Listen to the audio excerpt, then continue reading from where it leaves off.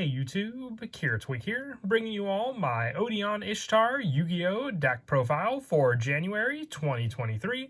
I've been wanting to make more decks that focus on the actual characters from the Yu-Gi-Oh series. Wanted to do Odion for a while. His deck focuses on a very trap-heavy playstyle, being able to use cards like Embodiment of Apophis to special summon out monsters as traps on the field, and then also making use of cards like Temple of the King along with Mystical Beast of Serket to special summon out some pretty big, strong monsters from the extra deck as well. The whole deck focuses on the trap playstyle, which is what we'll use for a good amount of the deck, along with a couple monsters here and there. So let's go ahead and get started with the deck profile. So for our main deck, monsters is one of Odion's go-to boss monsters, and that is Mystical Beast of Serket.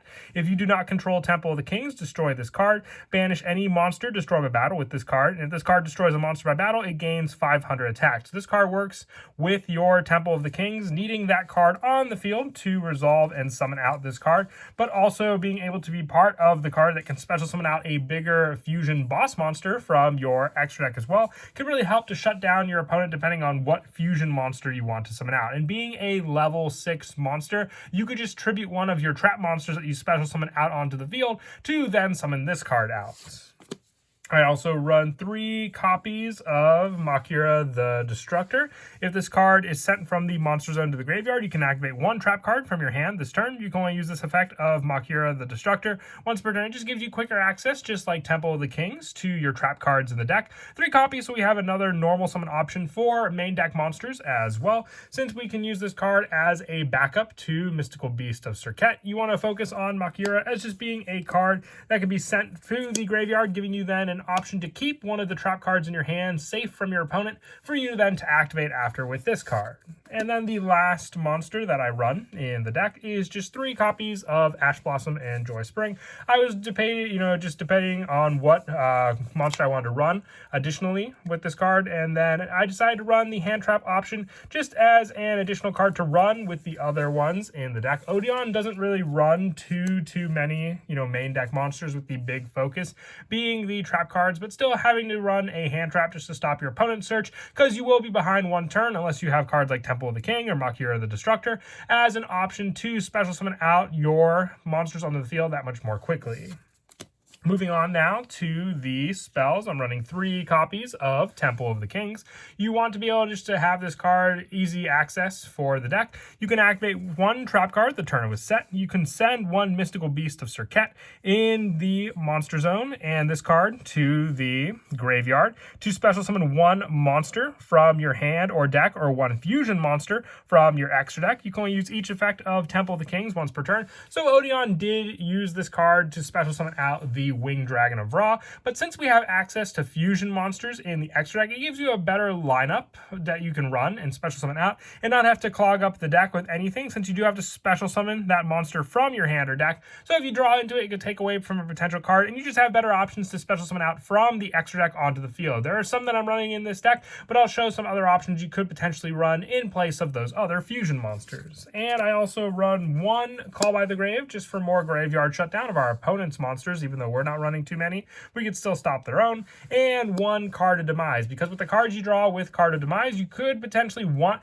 to at least have Temple of the Kings set up on the field, and then a full back row of traps at your arsenal as well. And that is it for the spells. The good majority of the deck are the trap cards, which we'll go over now. We are running 3 copies of Embodiment of Apophis. This was one of Odion's main go-to cards in the deck. During either player's main phase, special summon this card as a normal monster. Reptile with a Earth attribute, level 4, 1600 attack and 1800 defense. It's also still a trap card. So if you have this card set up, you could potentially use the Embodiment of Apophis as a level 4 monster to overlay, because they're regarded still as trap cards and monsters. You could use them for Xyz summons. They're not like tokens that can't be used for Xyz plays. So with all these different trap monsters we run, you have this special summon option and just more faster ways to special summon them out onto the field with cards like Temple of the Kings, giving you that 1 trap card a turn, or even just the activation of your Makira the Destructor also. For some of the other 3-ofs that I run in the deck, I also run 3 copies of Nemesis Elephant. Use specials in this card as an effect monster, and then Beast Earth, level 2, with 0 attack and 2000 defense. It's also still a trap. If this card in the monster zone, quick effect, you can declare 1 type and 1 attribute, then target 1 face-up monster on the field. It becomes that type and attribute until the end of this turn. You can only use this effect of Nemesis Elephant once per turn. So what's great about this card is it can adjust the attributes for you to then go into some of the other extra deck monsters we're running, like also the Earth Charmer, to have that attribute maxed up and then be able to use it against your opponent depending on what you summon out.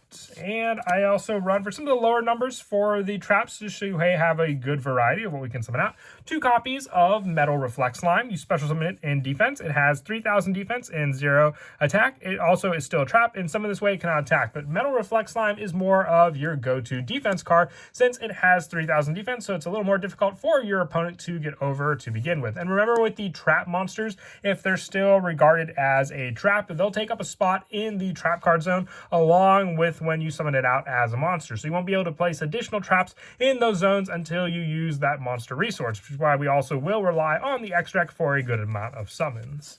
I also run 2 copies of Zoma the Spirit. I know some of these cards were used by characters like Merrick and Bakura, but we wanted to go for the more heavy trap lineup since that is what Odion is known for. You special summon this card in defense as an effect monster, 1800 attack and 500 defense. It still is a trap card. If this card summoned this way is destroyed by battle, inflict damage to your opponent equal to the attack of the monster that destroyed it. So this can be good for the burn damage aspect in the deck, making it so your opponent has to hit for some pretty big damage with this card on the field and still be very easy to get over since it only has 500 defense. Some of the other better trap monsters as well, I would say I run 2 copies of Tiki Soul. After activation, special summon this card. It's treated as an effect monster on the field. It's still treated as a trap as well, but with this card, and when it's summoned, it's treated as an effect monster. If another trap card you control is treated as a monster, would be destroyed by your opponent's card effect, either by battle or card effect, and sent to your opponent's graveyard, you can set it in the spell and trap card zone instead. So just an answer to some of the cards you have on the field as well. Same with the Tiki Curse, which we run 2 copies of.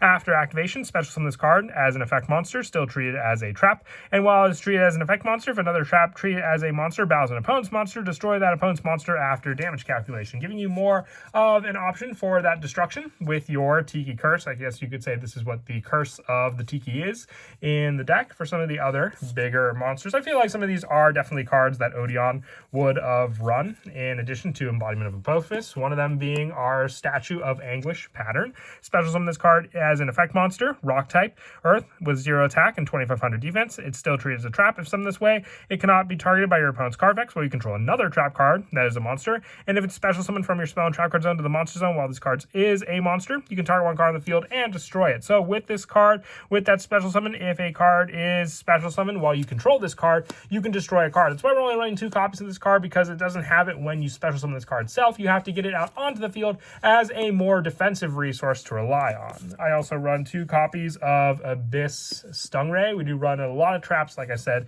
in this deck. Special summoning it as an effect monster, as a level 5 with 1900 attack. It's still treated as a trap card. If summoned this way, it cannot be destroyed by battle. So then you have more of a special summon option, where the only way for your opponent to get over this is to destroy it by a card effect or get rid of the spell and trap in your back row. Otherwise, still pretty annoying for your opponent, and also being a 1900 attack point monster can hit for pretty big damage against your opponents. For some of the other more generic cards that we are running in the deck, we are also running 3 copies of Curse of Anubis. With this card, with it, you change all effect monsters on the field to defense position. Their original defense of those monsters becomes 0. Also, their battle positions cannot be changed. So with this, you have more of a defensive lineup to be used against your opponent for them being able to not be using any of their effect monsters that they summon on the field. We know that link monsters are a big option in the deck still. So if you have that monster to be used against your opponent, and link monsters won't be affected by Curse of Anubis, but you use this card more as a play for you to go up against your opponent and not have to worry about, their monsters swinging into your monsters and giving their own monsters 0 attack afterwards, because then you will have that play to be able to swing over all of those other monsters. And then for the next lineup of traps, I'm also running 2 copies of Starlight Road. We do run a pretty big lineup of cards in the back row, and you really don't want your opponent to destroy them with cards like Harpy's Feather Duster, or just wipe out the field to begin with. So you can use Starlight Road to protect your cards on the field, and in turn also get a Stardust Dragon out onto the field as just another additional monster from the extra deck. For the rest of the traps in the deck, I run 3 copies of Infinite Impermanence along with the Ash Blossom, just another good card to disrupt your opponent's plays. Our main plays in the deck are to special summon out the trap monsters, but being able to at least then also rely on our hand traps in the deck as well to stop our opponent definitely do come in handy. And that is it for the main deck. We'll now move on to the extra deck. Now, when it comes to the fusion monsters that you can summon with cards like Temple of the Kings, you have a good variety of cards to summon out onto the field. The ones that I was missing for the deck that you could potentially run, Naturia Exterio, Last Warrior from Another Planet, Ultimate Ancient Gear Golem. All of these cards are viable in the deck because they're strong boss monsters. They can be summoned out and have big attack. With just Temple of the King, they have to have the restriction that they don't need to be fusion summoned, and that's how you can summon them out. Some of the ones that I'm running in the deck as additional options, but like I said, you could run Ultimate Ancient Gear Golem or Naturia Exterio or Last Warrior from Another Planet. Think of it as any cards that can be summoned off of Waking the Dragons. I also have Pear Psychroid, Ojama King, and Preda Plant Dragostapelia as other more budget options if you don't have any of the cards I mentioned before, with Ojama King just being able to shut down your opponent's monster zones as a more defensive card, Pear Psychroid being able to attack directly with your opponent, and Dragostapelia being more of a monster effect negation. I chose it over Trivial Veritum since you need the additional fusion summon benefit to get the full effects of Trivial Veritum. But other cards, like I said, Ultimate Ancient Gear Golem, and even cards like Naturia Exterio and Last Warrior from Another Planet can just decimate your opponent as well. For the Link monsters, I run 1 also the Earth Charmer for the Earth attributes and being able to take those from our opponent. Wee Witch's Apprentice for boosting up our Dark monsters on the field as well. Nightmare Phoenix for spell and trap destruction. Barricade Board Blocker. And then also 1 Nightmare Unicorn and 1 Apollosa for all the generic Link monsters we can go into.